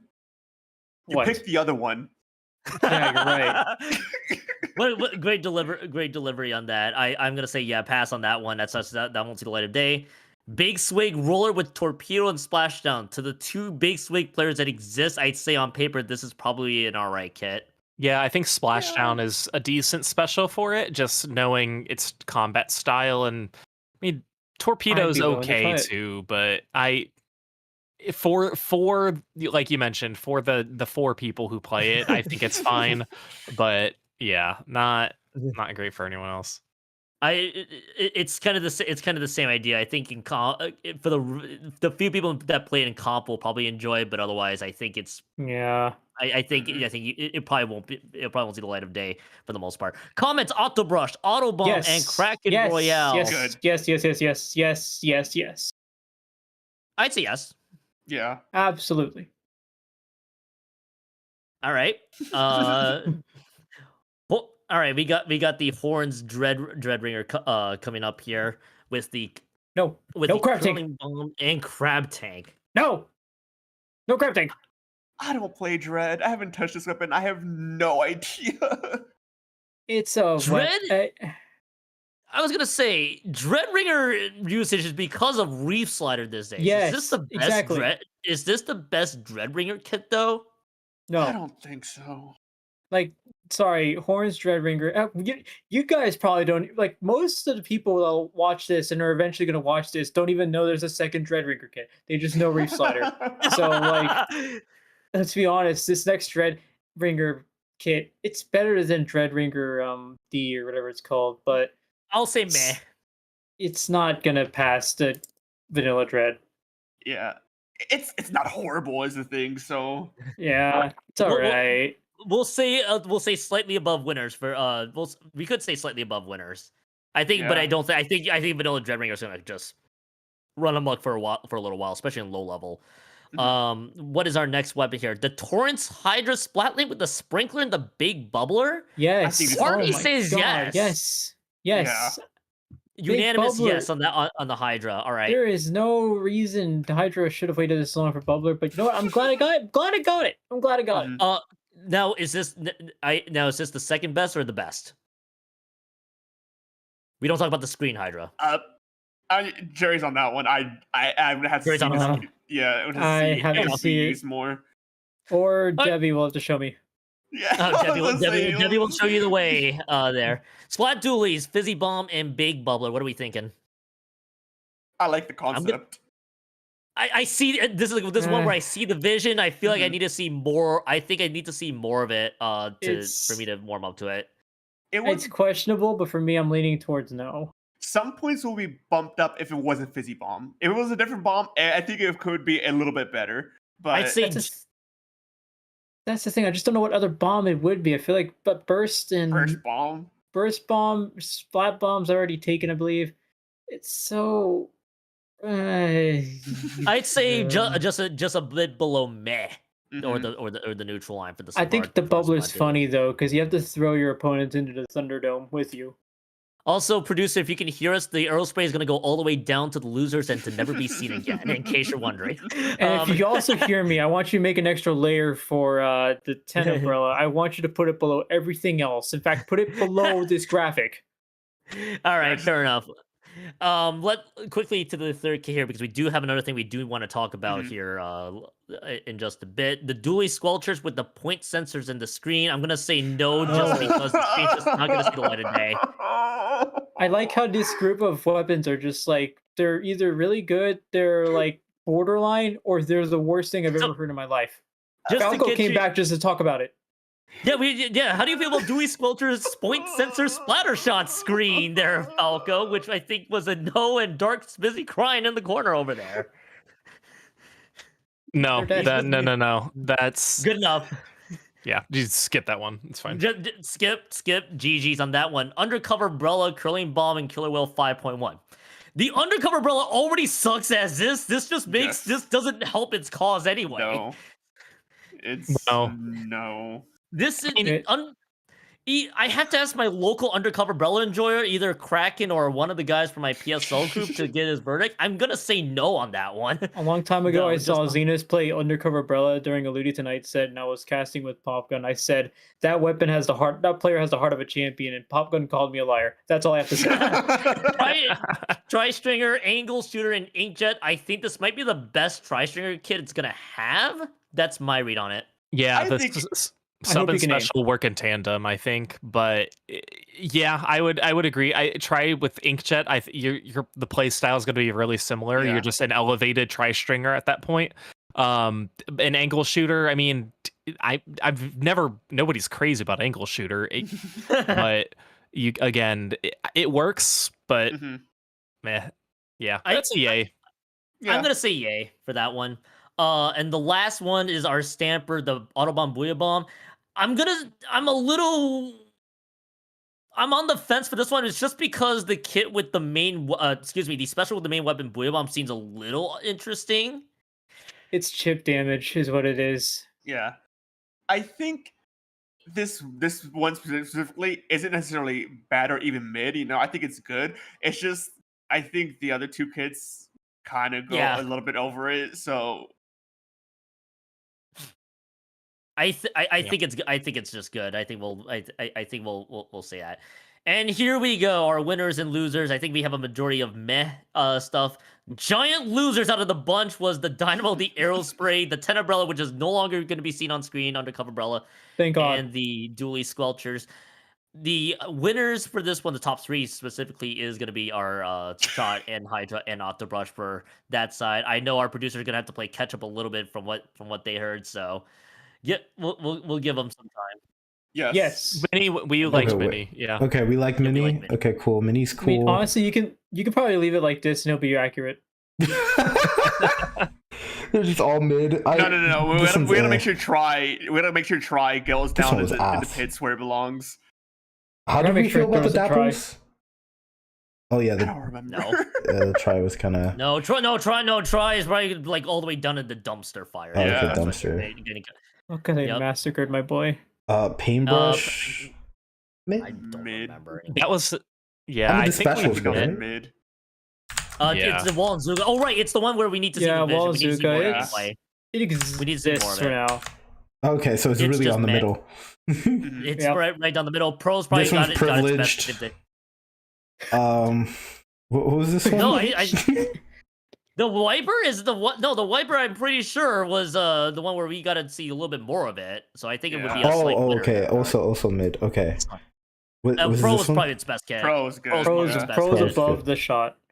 above the And then shot? the just, like, splatter winning. shot's an instant winner. I remember Oh, that for one. sure. And this one's And then- definitely. This is Yeah. like these four are like five are like Yep, meta yep. defining. Okay. And reflux should also go to the very top. Oh, It's- reflux as well because they're- that's his best Mhm. best kit. Okay. Yeah. Let's get milky. We don't talk about that. Wait, no. I think this is probably what we should expect, and I think the meta is going to get a little interesting down the line. And I think one last comment here before we talk about our next topic is real quickly the S Blast nerfs. We kind of just glossed over that because we needed to talk about the weapons. I don't know. Does that hurt? Real quick answer a request. Is that gonna are we gonna see less S Blast gameplay, or we think it's still pretty alright? I'm an S class sympathist. I love that weapon to death. It is my beloved baby, darling. So any nerfs of it hurts me directly to my soul. It brings it down a notch in all things considered. I'm overreacting for the bit, but it's not. It brings it down from like a very solid weapon to just a solid weapon. I'm gonna say something really quick, and that S Blast compared to like Pencil and how much you see its prevalence in the meta, S Blast was a little weak to begin with, if I'm being honest. So this might just have enough of an effect where you don't see it nearly as much as you did before this change. Falco, any quick thoughts? Yeah, I mean, not there aren't many S-Blast users that we do see, so unfortunately for them, there's not much to look forward to. Yeah, with sorry, this it's a kiss of death. Yeah, so there's and there's no S-Blast weapon, no new weapon that we see here. Now the question would be, are they going to opt to go for a different type of blaster? And the only one I could see is, one of the weapons that we mentioned before, not the rapid, the regular blaster. I forget if it's that the glamours. Yes, if they were to opt for Kraken, but because it can be as aggressive with the burst bomb as well. So it's just a battle of if they want to switch to a weapon like Glamour or stick with S-Blast with the slight nerf, and I don't know the answer to that, quite frankly. Fair enough. Figure I want to get that. Want to quickly chuck that in there. I know Toxic Mist was kind of right down the middle for that one. So, but I think we've talked a lot about the weapons here for the most part. We gotta get through this one because we gotta see how much time we have.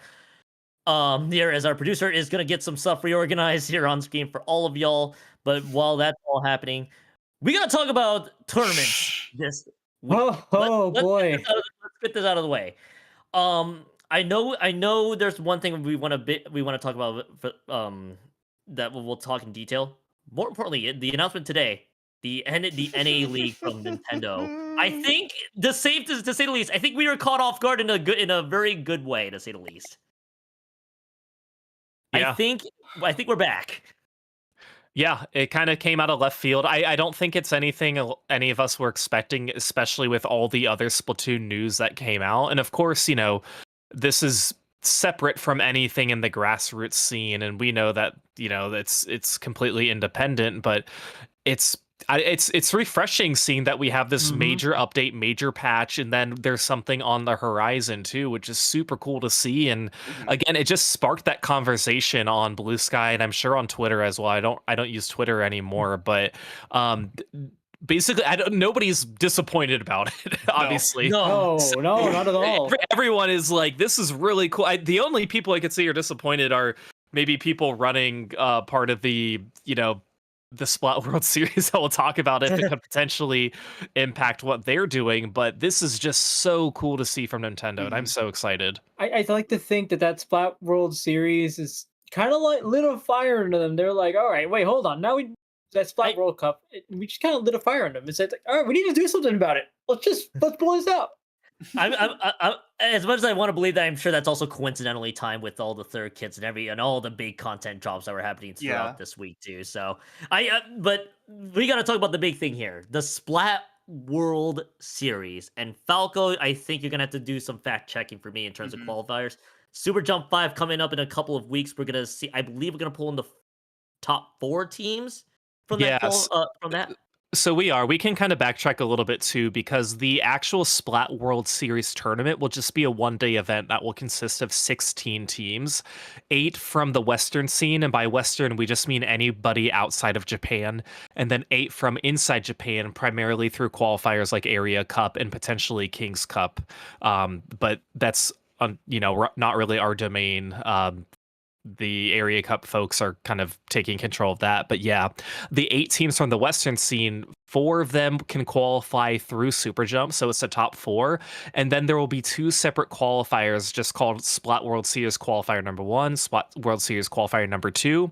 And the top 2 from each of those qualifiers will make it, and that will make up the 8 teams from the Western team. So it's going to be really... It's awesome because, again, we're building up for this giant tournament that's going to all come down to a double elimination 16-team tournament that will happen sometime. We don't know when exactly, but it's just a really cool collaboration. And I think more than anything, it's amazing seeing that we as a community have this connection with Japan, which we haven't really seen much before, other than maybe a few top level players playing in tournaments like Area Cup, or some teams from Japan playing in some of the majors that the Western scene hosts. But this is the first true collaboration in recent times that we've seen, and it is really cool. It's finally happening.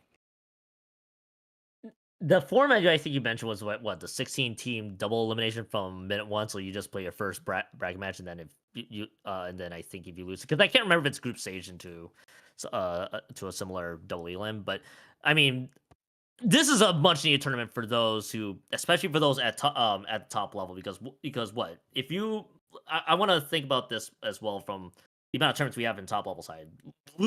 I guess Ludi, if you consider that the league with Division X for teams that are in Division X. That's like one of them. You have the Sendo Q season finales that take place almost what feels like every 3 months. If I get my timing correct on that. And now there's another option for teams at top level, such as your Moonlights, your FT Wins, your Candons, your Snails, Metro, Milky Ways. That is another option for that is now another tournament that teams can compete in. I think this is gonna be an awesome tournament now that people can also look at, because now I feel like Falco and the rest of the crew. I feel like I think now the story starts to shift to how does the West fare against those in the Eastern side, or the or in Japan. I feel like that's the fun story that we're gonna watch. Real quick, there's like breaking news. I don't know if it's breaking, but what? This I don't know if there was an announcement, but Sendo Q season 8 starts June 14th. Hey, Which means Sendo Q. Breaking news here. Which means off the press. Which means this is now ranked. Let me show my screen. Wait, you're telling me that the qualifier one is also oh my goodness. So that is literally going to be hot off the presses. So if I understand, other than well, I guess we could talk about Sendo Q in a bit, but Splat World Series, the Splat World Series itself, I feel like this is a great. I feel like overall this tournament is going to be so much fun to watch between the top teams in the West and the teams in Japan, as well. I feel like that's going to be so much fun for all of us spectators and those who might commentate SWS. They get to watch. Yeah, this is primarily a lot of IPL stuff happening too. I mean, I know IPL, they put on the production for Sendo Q, but they're doing SAC this weekend.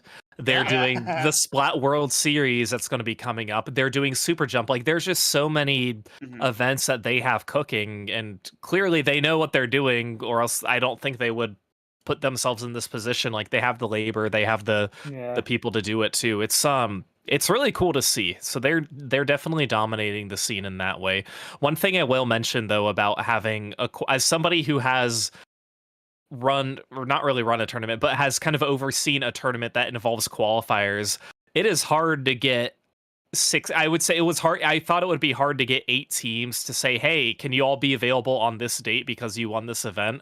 So they're essentially doubling that effort now, but a lot of these qualifiers, it's known you're going to potentially be participating in a future event later. So I just hope for their sake and the players' sake that everybody can compete. But I just want to reiterate that it is a big task as far as a TO to plan and organize these events, because there's so many things that you're just relying and hoping on for other people, but there are just so many cool tournaments coming up. I feel like it's a great day to be both a spectator and a fan. I'll be honest. Like, I don't think there's been this much hype for tournaments from really every side of the competitive Splatoon scene in a while. I mean, we're eating, guys. We're eating good. This is feeding families. Yeah, I think this really is like with everything, not just Splatoon World Series, the World Series, but as well as like Super Jump coming back, and now Nintendo Versus bringing their whole thing like announced just today too. It's really like rounding out like a lot of the higher echelon of like where teams are gonna want to strive for, because really after low ink, players get low ink ban, things kind of gets muddied up there if it's not looting season as to like what the next target and goal is, because there's like weeklies and like monthly tournaments that get ran occasionally, but there isn't really like that one like big title, big tournament that people really want to gun for, and now there's all these tournaments that are popping out like relatively around the same time, and I think that's like that's the spark that really needs to get reignited for a lot of people to actually like start wanting to drive to get to those higher levels again. I think to everybody's point here, I mean SWS is just another big option for any team trying to make their way not even around that middle to even better. Like you're talking about also the teams like I know I already mentioned like some of the top teams like from before, but also you got your free flow and free flow / goes and other people around that tier, Octopi for crying out loud too. Like they now got some great options for tournaments, and especially the Splat World Series is gonna be a fantastic one to see. Now I know that so a lot of the qualifiers for the Western teams would be what Super Jump and the two SWSs, and of course we don't. I think Falco, correct me if I'm wrong, that we don't quite know how the qualifiers are going to work for the Asian for the teams like in Japan or those surrounding Area Cup. Yeah, I think most Yep. will be through Area Cup, which again, I don't know if exactly if it's a monthly or not, but there might be some other tournaments that teams will act as qualifiers. So it's I mean, it's just really cool. I wish that those tournaments were more NA friendly watching times. I know we're very privileged being in North America, being in North America with competitive Splatoon, but uh yeah, it's I don't know. I'm just that's why I'm always gonna be on the lookout and seeing who qualifies and which teams. And really, I think what it comes down to is what are the kits that players are running from players from Japan versus North American or Western Mm-hmm. players, and that will be really interesting to see because that will give us all new opportunities and perspectives on how people play the game. Mm-hmm. It's That's actually a fun point because the meta feels like it's so different between not so different. I might be over exaggerating that. It's pretty much different enough between teams in the East and versus the West for the most part. So I feel like you get the clash of the two what is popular in both regions being the deal here. I've been made aware that Area Cup appears to be a bi-weekly so far. So I believe it runs every other week. So we'll probably get it. What if there is a broadcast for Area Cup, we could get an idea on on how that all plays out. Mm-hmm. Yeah, and and to go back to Falco 2 is just like the whole like different regions fighting against each other, seeing new things, and that's something I've always enjoyed about like world tournaments or just like World Cups or just that general idea of like a global event from from players from regions around the world coming to keep competing against each other. Because from for me myself personally, my experience in just high level play is not necessarily specialized in Splatoon, but I watch like a lot of different competitive games and high level tournaments from like just across like the gaming industry and whatnot, like from League, Valorant, fighting games as a whole, as well as Pokemon. Like I just have a relatively well-rounded knowledge of how things go, and for the most part, that's always been a consistent trait about a lot of these games that get played is that each region always have their own different meta that's different from each other region, and that's always the interesting thing to me that I want to watch and see exactly what is different between these regions, even though we're playing the same exact game. That's a good point. And all of the area cups, like as Keon mentioned, they are bi-weekly and you can view them on YouTube. I Mhm. don't know if they stream on Twitch, but they do stream on YouTube. But you can find more Mhm. information at areacup.com. It has all that information listed. You know, you'll probably want to translate it from Japanese to English, but you can easily find the information you're looking for. And I'm again really glad we have those resources. And I feel like that's the best thing. Hey, there's a Japanese website for those who are trying to get a feel, especially with the rankings that are there as well. Which sure, knowing me being able to read hiragana, this is actually going to be good for me to be able to put some of that in translation. So that's so I feel like this collab is gonna be awesome. I think it means a Mhm. lot for those, especially at mid level to Mhm. top level. We want to get that out of the way. Another option on top. Now another discussion point I think some people have is do we want to separate certain regions together? Like let's say North America gets its own region, Europe gets its own region for qualifying in a similar collab, and then like Oceania or Latin America, Latam, for example, would regions that want to also compete in this should they get their own Yeah, automatic bid? I guess is the phrase. I will say, in terms of the Oceania region, it's really hard to find teams to do it because I mean, playing games with teams from Oceania, and this is from experience, there's obviously latency issues, and that's the biggest problem I think separates them from the rest of the competitive Splatoon because of that, because of just like technological difficulties that sometimes they just don't have the right answers for, and that's understandable. But it's really hard. But I do wish we still found a way to do it because there are some great Oceania stuff that's going on. There's obviously they obviously have their own league, which I forgot what it was called on top of it. It's like Frostbite or something. Is it Frostbite? I swear. I Frostbite, yeah, forgot. yep. I Yes, think yes, it is. Mhm.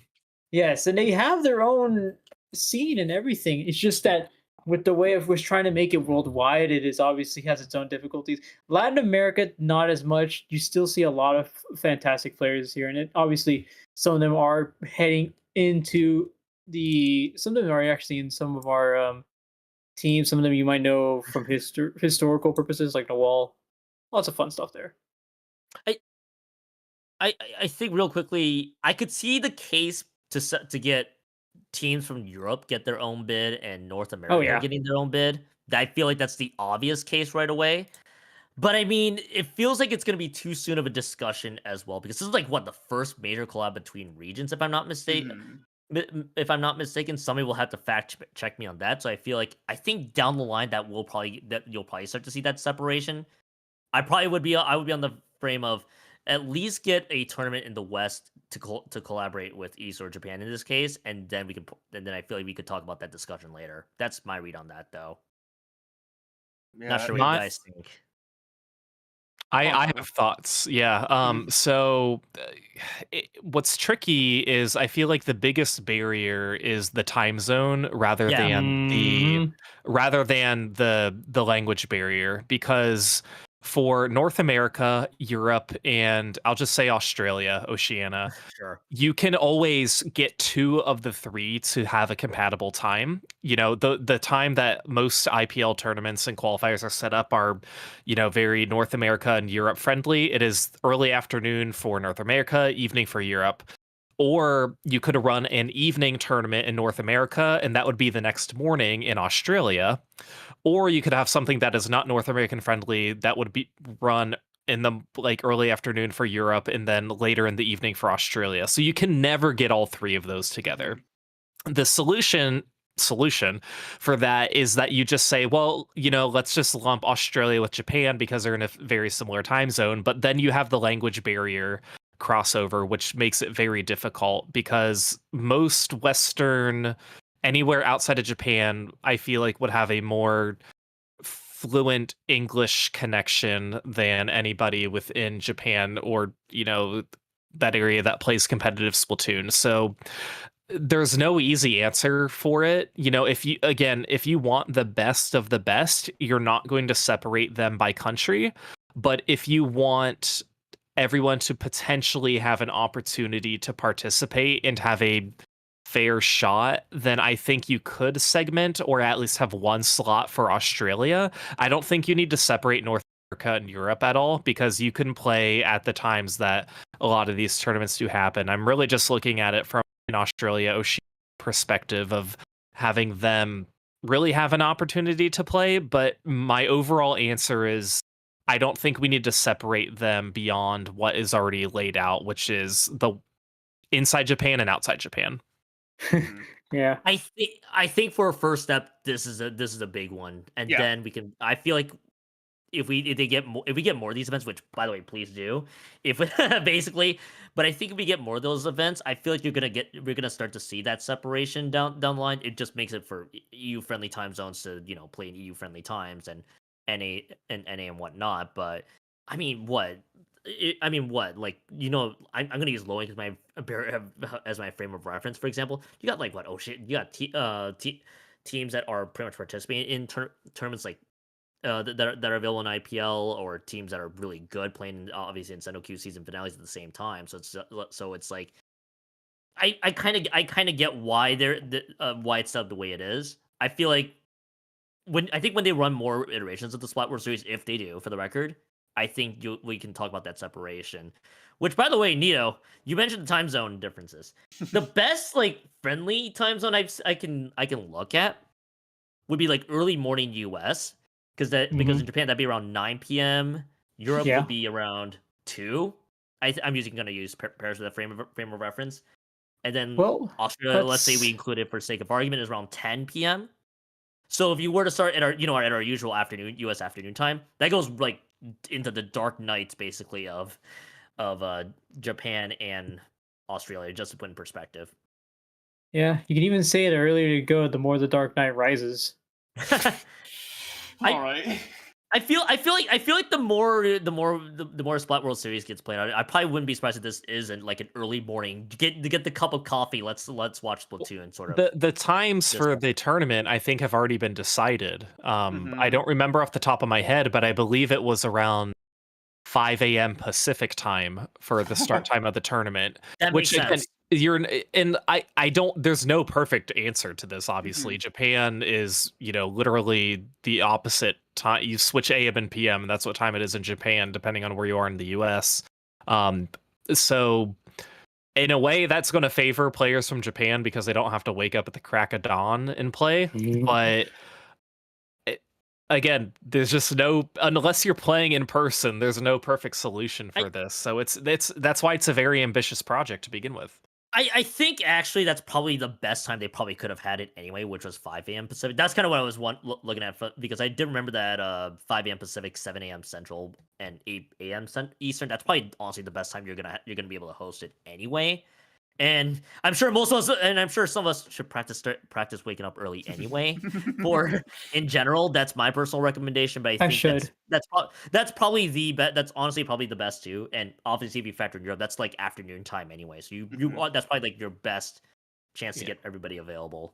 Well, and if you know ahead of time, it's like if you have an early flight, But obviously the difference is if you have a flight, you can just kind of like glaze your eyes and you're fine rather than focus and play competitive Splatoon. But it's if you know ahead of time, if you have enough notice, which I'm sure you will if you win a qualifier, just know the night before, go to bed early, and it is what it is. So I guess we shouldn't get too caught up in the time of the start event, but just know that on paper it probably favors players from Europe and Japan opposed to the US, the North America. But again, we're spoiled to begin with, anyways. So I won't. Exactly. I'm counting my blessings. The literally only other solution to this, which is something I don't think we'll ever get to within like the next year or two, is make this an in-person event.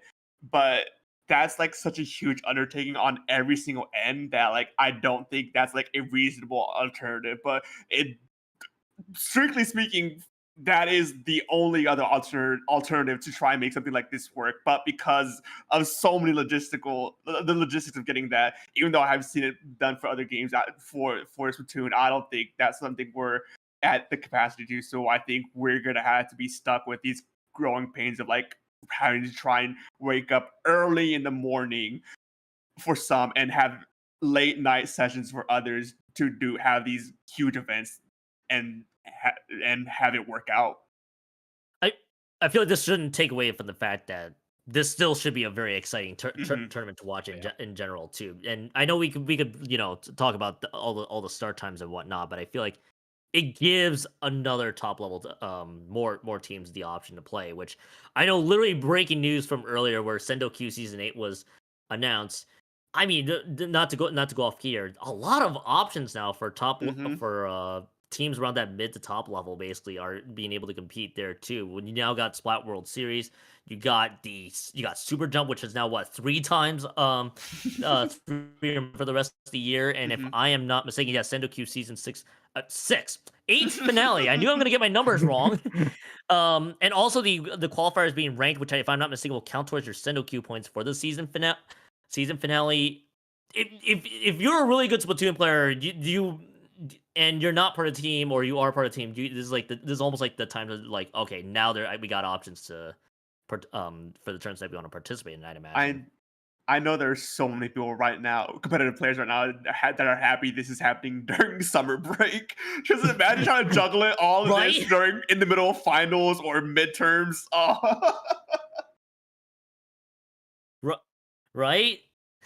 Yeah. But because I mean, it's gonna be so much fun to watch all these watch all the top level guys go at it. And what I mean, hey, there's absolutely nothing wrong with it. Obviously, if I'm not mistaken, Super Jump 5 in a couple weeks, we'll probably get to see more teams funnel in. I know at some point we'll have a future discussion here in broadcasting esports every play.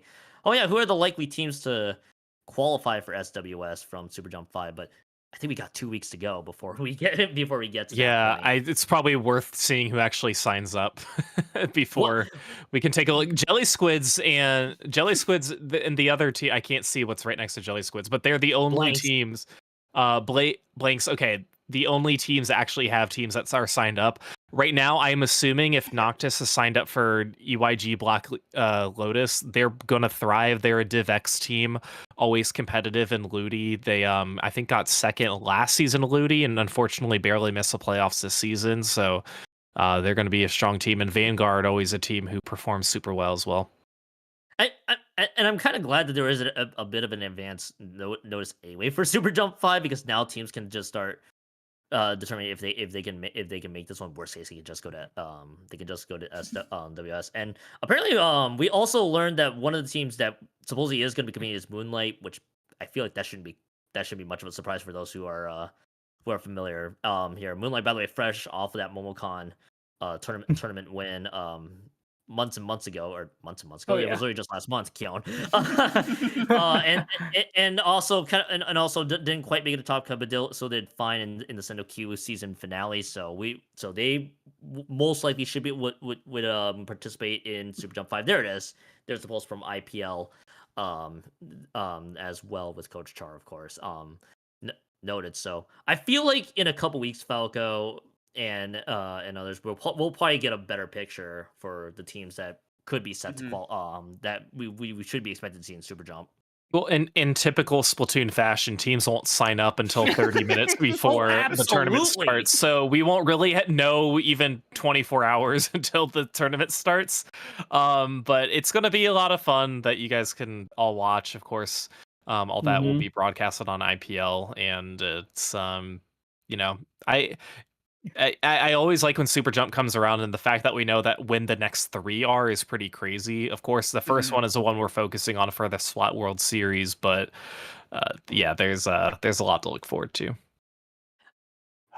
It's a very exciting time right now, and the craziest thing about it is like all of these events like unfolded within like the past 2 weeks. Like before then, we were just content with writing like the rest of this game out to see exactly like, oh, count out the days to Splatoon 4, or count out the days to the hopium of another constant update. But in just a matter of 2 weeks, everything got changed.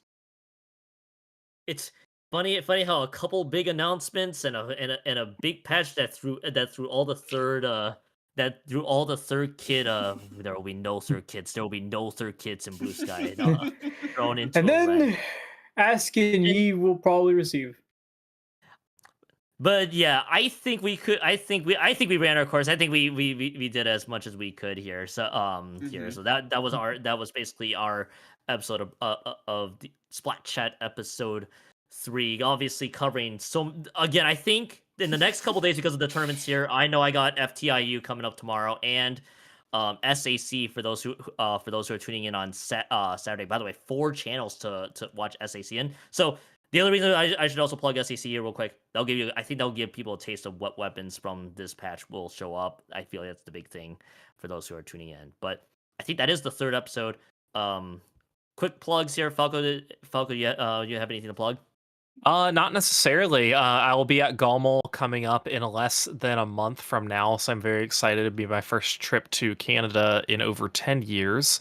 But yeah, watch all the events. Splatoon Tourney, that's the channel I run and host. We have one of the broadcasts, as Kian mentioned, one of the streams for SAC will be on that channel, along with a few other lands that are coming up. Some of the locals, you can find that over on Splatoon Tourney, and some other news that we'll release later on. But feel free to follow me, Falco Flyer, on Blue Sky, and that's it for me.